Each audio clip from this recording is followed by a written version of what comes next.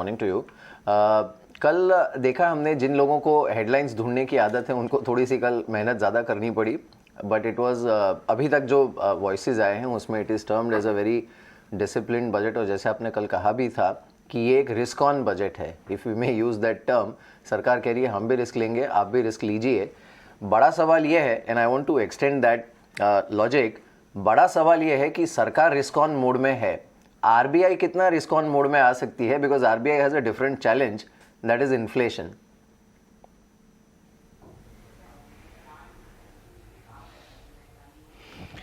मीर, देखिए, federal reserve ने last year risk लिया था सितंबर अक्टूबर तक। हालांकि इन्फ्लेशन आने लगी थी और फेड के पास तो इतना डेटा होता है, उसके बावजूद फेड मेंटेन करती गई कि भाई पेंडेमिक का इफेक्ट है, हम ब्याज दर नहीं बढ़ा सकते, इन्फ्लेशन ट्रांजिटरी रहेगी। तो वो बिहाइंड दी कर्व थे, मैं मानता हूँ, मगर उन्होंने रिस्क लिया। और शायद वह रिस्क अगर नहीं लेते और ब्याज दर अगर बढ़ा देते, और जिस प्रकार की अर्थव्यवस्था आज हम इन्फ्लेशन की बात कर रहे हैं, इन्फ्लेशन ग्रोथ से आती है, अगर यूएस फेड और दूसरे सेंट्रल बैंकर्स लास्ट ईयर ब्याज बढ़ा देते तो शायद इस तरह का माहौल, इस तरह का एनवायरनमेंट नहीं होता। तो क्या रिजर्व बैंक ऑफ इंडिया एक मूड एक व्यू बना सकता है कि भाई इस साल इन्फ्लेशन कम होगी, सप्लाई कंस्ट्रेंट्स ठीक होंगे, कोविड की वजह से जिन सेक्टर्स को मार पड़ी थी उसके अंदर हम परिवर्तन देख सकते हैं, लेबर नॉर्मलाइजेशन चालू होगा, रूरल डिमांड जो कि जा चुकी है वह वापस आएगी, सरकार जो इस बार खर्चा कर रही है, वह जो खर्चा कर रही है वह प्रोडक्टिव एसेट्स और सप्लाई और वो डिमांड वो सप्लाई साइड के कंस्ट्रेंट्स को लेके कर रही है। तो क्या इन सब चीज़ों को लेकर के डिमांड भी ठीक रहेगी और सप्लाई नॉर्मलाइज हो जाएगी? अगर सप्लाई नॉर्मलाइज हो जाएगी तो शायद इन्फ्लेशन भी कम आ जाए। एक व्यू है मिहिर, एक बुलिश व्यू है, एक ये व्यू है जो शायद सरकार के साथ जो सिंक होता है वो सिंक के साथ भी हो। या फिर रिजर्व बैंक ऑफ इंडिया बोलती है भाई महंगाई बहुत ज़्यादा है, हम इस समय चिंतित हैं, हमें ब्याज दर बढ़ानी ही पड़ेगी और कोई विकल्प नहीं है। तो वह तो मैं अगली क्रेडिट पॉलिसी में ही मिलेगा। मगर हम इन्फ्लेशन की बात कर रहे हैं तो मीर देखिए, 6% इन्फ्लेशन आपने जो टच करी थी वो बेस इफेक्ट टच करी थी और परमानेंट वहाँ पर नहीं है। तो इन्फ्लेशन एक चिंता है, मगर इन्फ्लेशन को लेकर के इस समय कोई ज़बरदस्त खतरे की घंटी नहीं बढ़ रही है। अगर सप्लाई साइड इश्यूज टैकल हो जाते हैं और इकॉनमी और थोड़ी हील होती है और अगर प्रोडक्टिविटी राइट सेक्टर्स में जाती है तो हो सकता है that keeping the interest rates low and then focusing on productivity gains will create a greater multiplier for the economy. Alright, morning Nikunj, ये बजट की डिटेल्स हम आपसे लगातार कल से एनालाइज इस पर आपसे कर रहे हैं, लेकिन एक चीज़ अब आपसे ये भी समझना चाहेंगे, क्योंकि प्री बजट के टाइम पर मार्केट बजट एक बड़ा इवेंट था, इसे आय कर रहा था, ग्लोबल क्यूज को आय कर रहा था। अब जब ग्लोबल क्यूज भी थोड़े से फेवरेबल लगने शुरू हो गए हैं, तीसरा दिन है जब यूएस में भी हमने एक पुल बैक रैली कंटिन्यूड देखी है, बजट एक बड़ा की इवेंट वो अब निकल गया है। इसके बाद अब इंडियन मार्केट्स किस तरह की डायरेक्शन ले सकते हैं? हमने देखा कि पिछले 2 दिन में यहाँ पर भी एक अच्छा पुल बैक देखने को मिला, एफआईज की सेलिंग भी अब उस तरह की नहीं हो रही है, भारी बिकवाली नहीं कर रहे हैं। अब क्या डायरेक्शन इंडियन मार्केट्स ले सकता है यहाँ से?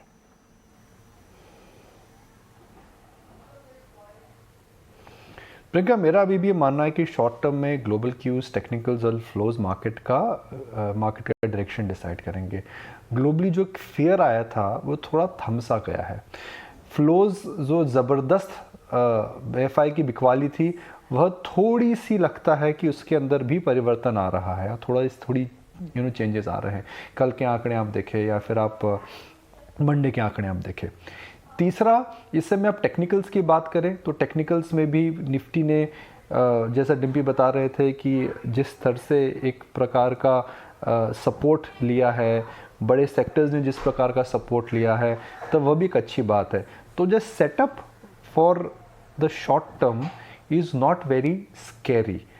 अनलाइक जो हमने जनवरी के एंड में देखा था या जनवरी के लास्ट वीक में देखा था, फ्लोज ख़राब थे, टेक्निकल सेटअप हिल गया था, ब्रेथ कोलैप्स हो चुकी थी, तो वहाँ से जाकर के मार्केट संभला है। तो ये शॉर्ट टर्म है, आपको ग्लोबल क्यूज़ ही मॉनिटर करने पड़ेंगे because they will decide the market view now, क्योंकि बजट खत्म हो चुका है, अर्निंग सीजन ऑलमोस्ट खत्म हो चुका है, फरवरी में एक आरबीआई पॉलिसी है, उसके अलावा कुछ बड़ा इवेंट नहीं है। तो जब बड़ा इवेंट नहीं होता है तो शॉर्ट टर्म का मार्केट डायरेक्शन हमेशा फ्लोज, टेक्निकल्स और इन सेंस ग्लोबल क्यूज ही डिसाइड करता है।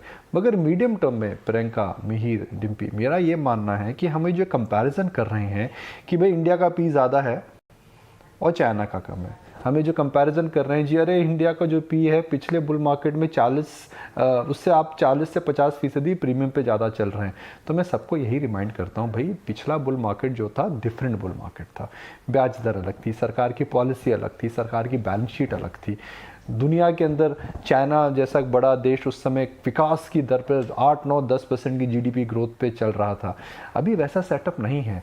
India is the only large country where you can think of 2-3 years of visible growth, high quality growth, great governance, no draconian big tax policy, कुछ flip flop नहीं हो रहा है। मेरी बहुत इंपॉर्टेंट बात है, देखिए जब पॉलिसी मेकिंग के अंदर फ्लिप फ्लॉप होता है तो आपका उस मार्केट से भरोसा उठ जाता है। आप देखिए रशिया में क्या हो रहा है, आप देखिए टर्की में क्या हो रहा है, आप देखिए चाइना में क्या हो रहा है।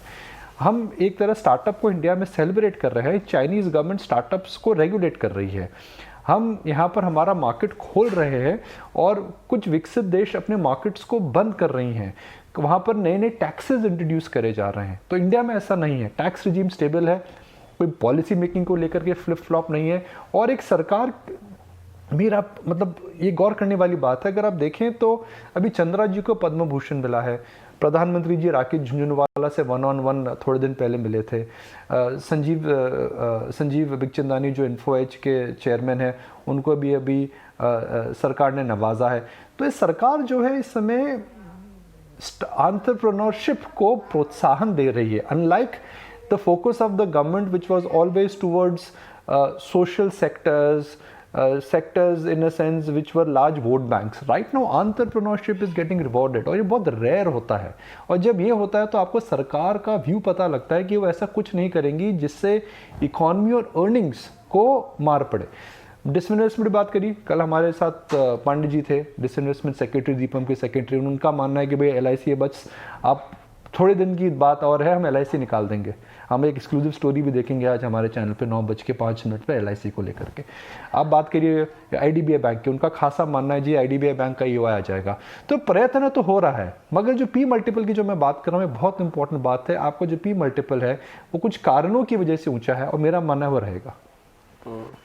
निकुंज, एग्जैक्टली थोड़ी देर पहले मिहिर भी ये बात बोल रहे थे कि इस बजट के अंदर ना सरकार ने अपना इंटेंट क्लियर किया है, और तो यही बात आप भी अभी आप रख रहे हैं। निकुंज, एक चीज़ मेरे को आपसे और पता करनी है, जब हम बजट से पहले बोलते हैं ना कि ये सेक्टर्स चल सकते हैं, इसमें खबर आ सकती है, कल सरकार ने कोई सेक्टोरियल मेजर अनाउंसमेंट नहीं की, लेकिन मेटल्स कल बहुत ज़ोरदार चले, सबसे ज़्यादा गेन मेटल्स में आया। टाटा स्टील तो कल 7% से ज़्यादा तेज़ी के साथ बंद हुआ। तो ये पोस्ट बजट सेक्टोरियल चर्निंग अब कहाँ पे होगी, क्योंकि बजट एक दिन का नहीं है, ये रोड मैप तो उन्होंने 10 साल का दिया है।